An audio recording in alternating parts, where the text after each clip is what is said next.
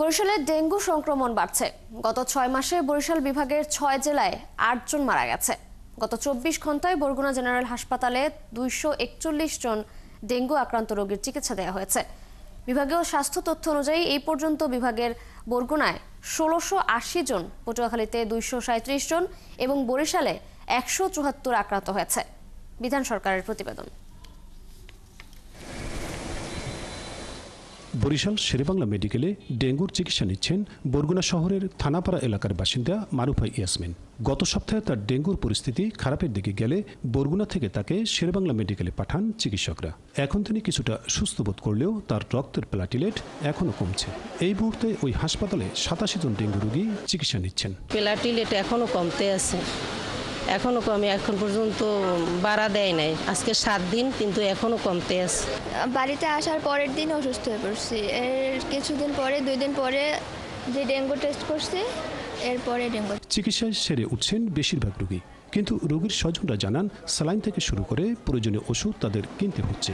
বেশিরভাগ টেস্ট করাতে হচ্ছে বাইরে থেকে। স্যালাইনগুলি সবগুলি আমি বাইরে থেকে কিনে নিয়েছি। হাসপাতালে শুধু একটা নাপা আর একটা ইনজেকশন দিয়েছিল। টেস্ট তো এই জায়গায় করে আর বাহিরে। শেরেবাংলা মেডিকেলের মেডিসিন বিভাগের সহকারী অধ্যাপক বলেন, ডেঙ্গু রোগীর জন্য 3 ধরনের স্যালাইন দরকার, কিন্তু সব ধরনের স্যালাইনের পর্যাপ্ত সরবরাহ হাসপাতালে নেই। এই 3 ধরনের স্যালাইন দেওয়া, এই জন্য একটা কোনো কারণে সংকট হলে আমরা দ্বিতীয় বিকল্প কিন্তু আমাদের সামনে থাকে। বরগুনা জেলায় আক্রান্ত এবং মৃত্যুর সংখ্যা বেশি বলে সেখানে বাড়তি 8 জন চিকিৎসক এবং 10 জন নার্স পাঠানো হয়েছে।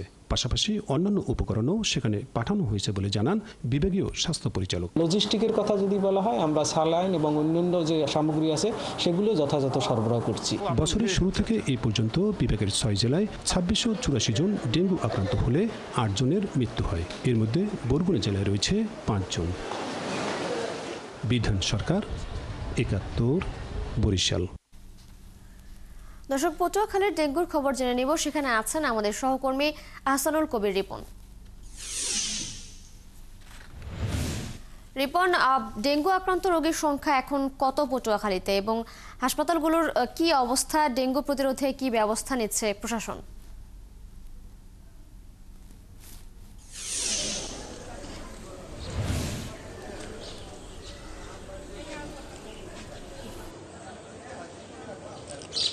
তিশা, আপনি যেমনটা বলছিলেন, দক্ষিণবঙ্গের বিশেষ করে বরিশাল বিভাগের যে রেড জোন, বরগুনার পার্শ্ববর্তী জেলায় কিন্তু পটুয়াখালী জেলা, কিন্তু সেই আনুপাতিক হারে পটুয়াখালী জেলায় এখন পর্যন্ত ডেঙ্গুর শনাক্ত বা আক্রান্তের হারটা সহনীয় পর্যায়ে রয়েছে।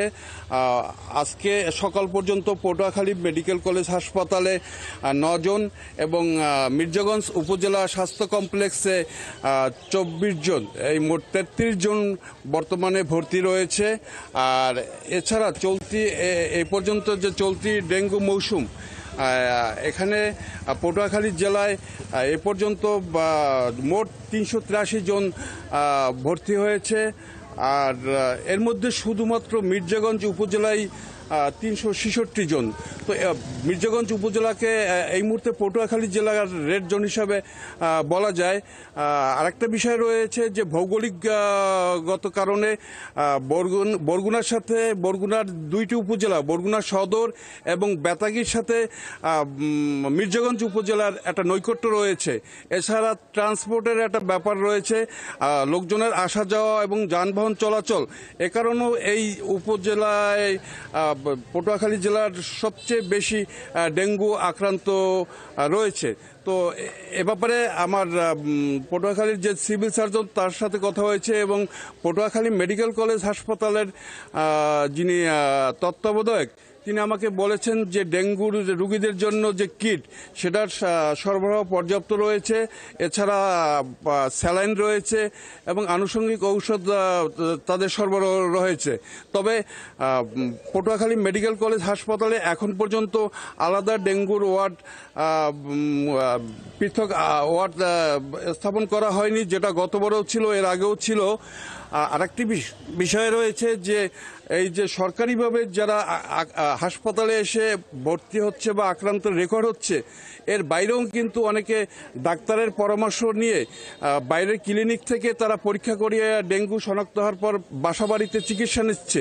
এইটা কিন্তু আপনার এই যে সরকারি রেকর্ড, এখানে কিন্তু তাদের অন্তর্ভুক্তিটা আসছে না, এটাও একটা বিষয় রয়েছে।